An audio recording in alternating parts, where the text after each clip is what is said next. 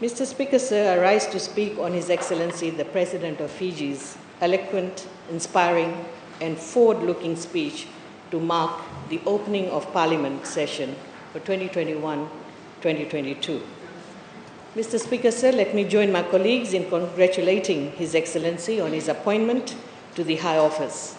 We look forward to his able leadership in guiding and supporting government's untiring efforts in the development of our country, especially in the post-pandemic period. I also wish to express my appreciation to the former president who served his 2 terms with dignity, dedication, and distinction. Mr. Speaker, sir, His Excellency has rightly summarized the past and what we must not repeat. He acknowledged what Fiji First government under the able leadership of our Prime Minister has done for its people, how the COVID outbreak was managed, and how the impacts of COVID-19 pandemic is being handled. His Excellency has also reminded us to work towards a future that puts the nation's interest and the welfare of Fijians above petty politics. Mr. Speaker, sir, the wise advice from His Excellency should be taken very seriously. We have seen how politics of fear and instability in the past have destroyed the progress of our country. Unfortunately, the opposition will remain critical, foremost for a single reason, and that is how they can sway the minds of people through misinformation and lies just to win the next election. Mr. Speaker, sir, the President very eloquently said that he will protect the flame of our young democracy from all who seek to extinguish it for personal and political purposes. Mr. Speaker, sir, this says it all about what some people are trying to do. Instead of uniting the nation, they're playing in the age-old game of divide and rule. It is the Fiji First government that has given all Fijians equality, stability, and dignity so that we can live peacefully. It is my hope that those who attempt to divide do not succeed. Mr. Speaker, sir, Order. the government's COVID strategy, including the decisive plan for vaccine rollout, has worked. We are very pleased that the infection rates have gone down substantially. Businesses are open and jobs are being restored. And most importantly, we have aeroplanes to fly when the international border opens tomorrow. Mr. Speaker, sir, if the opposition had its way, we will be looking for aeroplanes to fly, as they would have returned the planes not knowing how the leasing arrangements in the aviation industry works. This would have meant thousands of tourists we expect over the next few months choosing another airline, resulting in revenue meant for Fiji going to other countries. His Excellency, the President's address is visionary and forward-looking. He mentioned the important role our Prime Minister played to push our national and regional interest at COP26. Getting oceans on the climate agenda and the introduction of Blue Bond Initiative is no small victory. The issuance of the Blue Bond Initiative has been highly commended by UNDP, UNCDF, and the UK government. It will assist in Fiji's blue economy effort towards a carbon neutral path by 2015. I commend the Attorney General and Minister for Economy for his sterling initiative. His Excellency also mentioned there is no place for politics of pettiness and personalization, and we must see further than short-term political wins towards a long-term vision for the nation's progress. Mr. Speaker, sir, calling our participation at COP26 as a junket trip is an example of politics of pettiness and ignorance. The opposition cannot fathom that a small country like Fiji is punching above its weight in matters of global significance, alongside major countries that are known to dominate international diplomacy and action. The recently concluded COP26 in Glasgow is one such example where the significance of Fiji's participation was not understood by the opposition and politically biased NGOs and individuals. The Honourable Prime Minister not only represented Fiji, but also the Pacific Islands Forum members as the current chair. It is a norm that important international meetings are attended by the chair of the forum.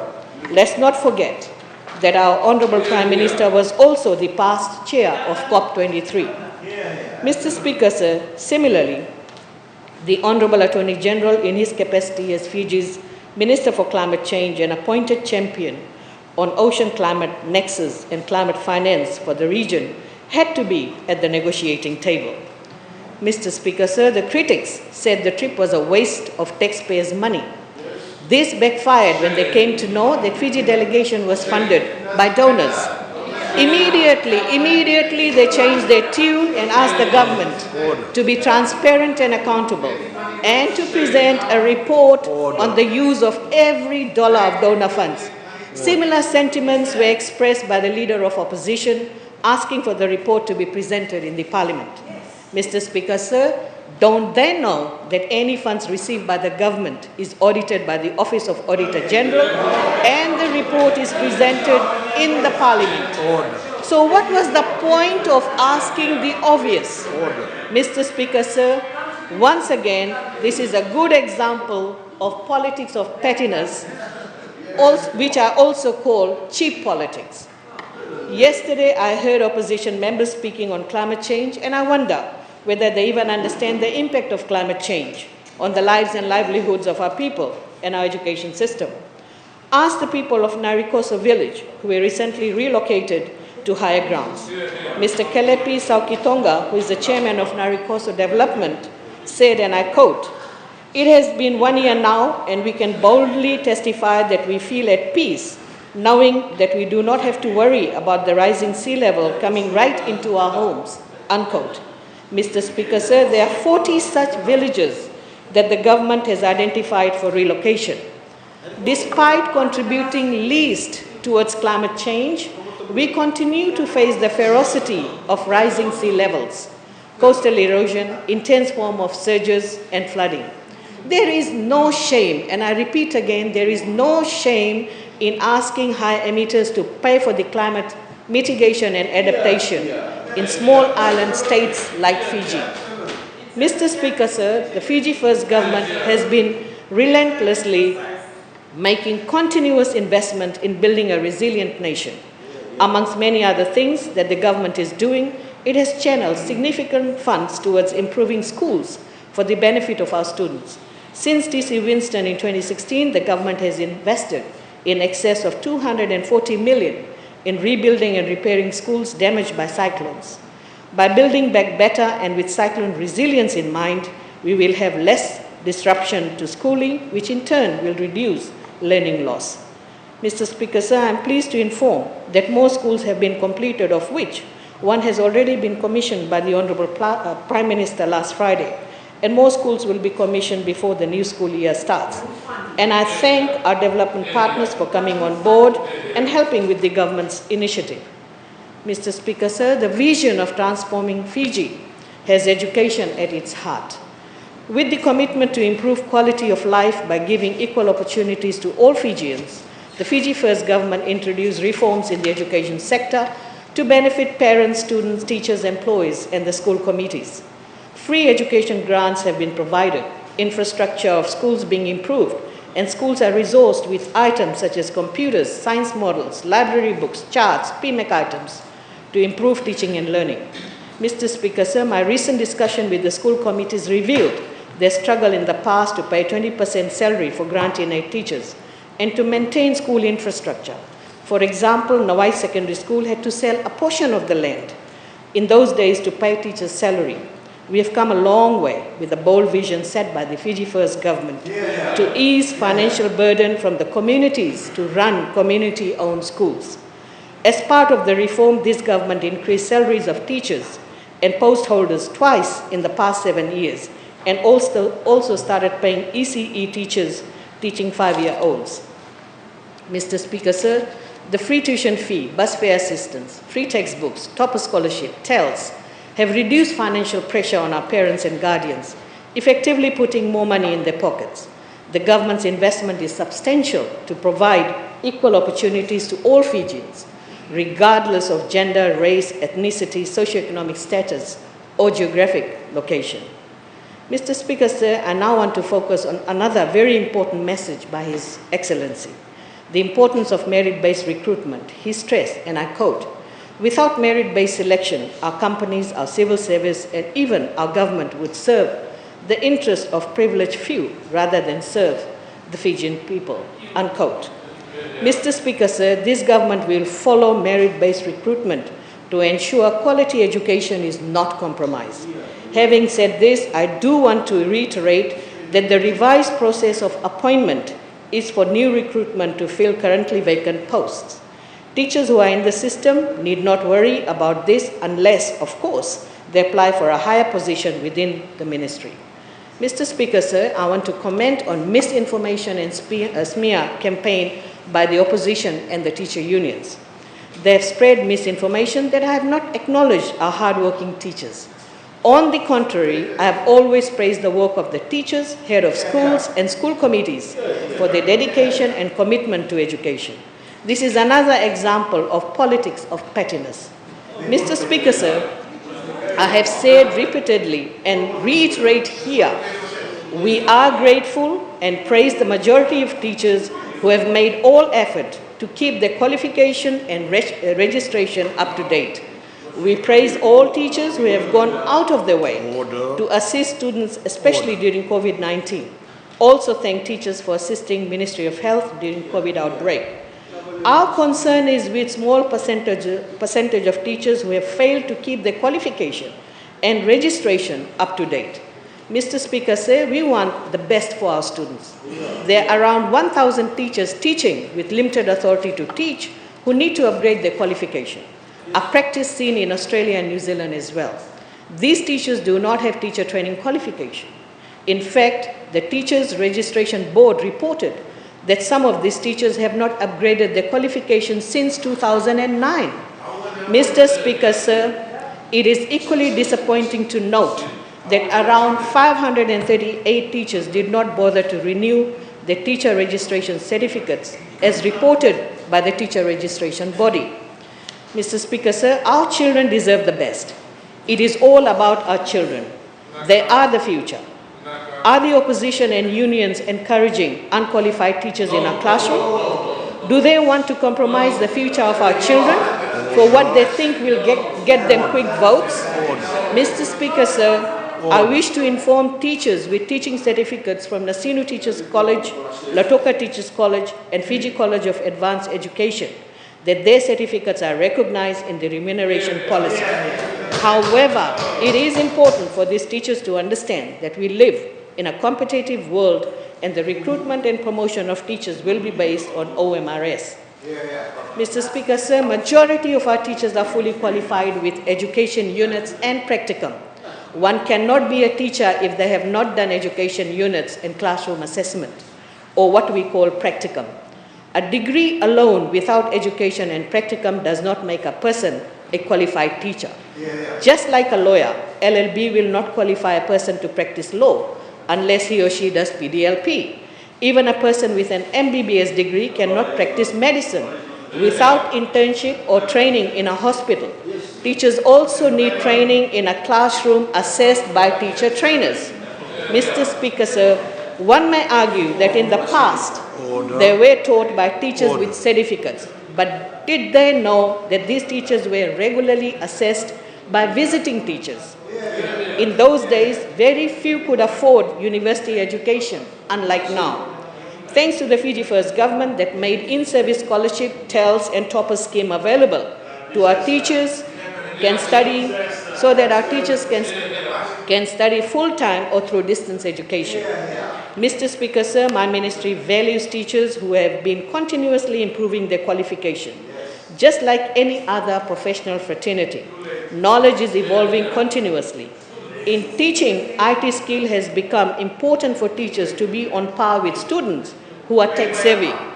So like experience, qualification also matters. Mr. Speaker, sir, I met 6 teacher training organizations to emphasize communication skills, entrepreneurial skills, and digital literacy to be part of the teacher training program, because the content of education keeps changing and one must keep pace with the needs of modern society. Students are living on the internet and teachers need training to integrate technology with learning. Mr. Speaker, sir, educating students in a traditional school environment is getting harder than ever. Mr. Speaker, sir, teachers have the power to shape the future of our nation. Given how big this responsibility is, it is important that we support our teachers and ensure they are better equipped to handle the task. We must also understand that our core clients are 242,569 students from ECE to year 13. We must serve them and serve them well because they are our future.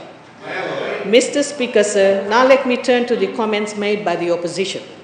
Yesterday, Santa Claus came early in the form of Honorable Gavoka. He pulled out a list that read, SODELPA will cancel all students' loan. SODELPA will make tertiary scholarship free. SODELPA will restore apprenticeship. And the list goes on. SODELPA's proposed policies are a sign of political desperation. This in itself shows SODELPA may be an old party, but not a wise party. Mr. Speaker, sir, Fiji on average spends almost 20% of total government expenditure on education. This equates to over 6% of GDP. On average, we have been spending approximately 700 million annually on education. This includes payment of teachers' wages and salary, approximately 340 million, free education, approximately 60 million, transport assistance, over 20 million, operating grant for tertiary institution, over 70 million, and funding through TELS and toppers, approximately 130 million. Despite the fiscal challenges, we have ensured that education sector spending is not affected. We have been paying teachers despite many calling for a pay cut for our teachers just because they were at home. Mr. Speaker, sir, TELS debt currently stands at around 600 million. Actual TELS spending on tuition and accommodation has been as follows. 2018-2019, 101 million. 2019-2020, 109 million. 2020-21, 67 million. 2021-2022, 114 million. Funding every school leaver to go to university will cost approximately 200 million annually. So SODELPA is proposing to write off 600 million in TELS debt and pay 200 million annually on funding tertiary students. This is unsustainable, Mr. Speaker, sir. On one hand, they say the government debt is high, and then again propose unsustainable populist policies that will cost government hundreds of dollars, hundreds and millions of dollars. Mr. Speaker, sir, SODELPA lacks creativity. We only hear what changes they will be making to the current policies without any cost analysis. Please tell us about your new initiative rather than the removal of current policies introduced by Fiji First government. Regarding MIAPA, Mr. Speaker, sir, that applies to all civil servants across the board. Why are we treating teachers differently? They are also civil servants. It is on hold, we have all heard it, and it will be reviewed. After review, MIAPA will apply. The problem with Honorable Livera is that he claims that he has been looking after the welfare of teachers. Unfortunately, they have not done that. With or without union, this government has looked after the interest of our teachers, Mr. Speaker, sir. Is there anything else they want to ask? I'll be happy to answer any of the questions, Mr. Speaker, sir. I once again commend His Excellency the President for his statement, and thank you, Mr. Speaker, sir.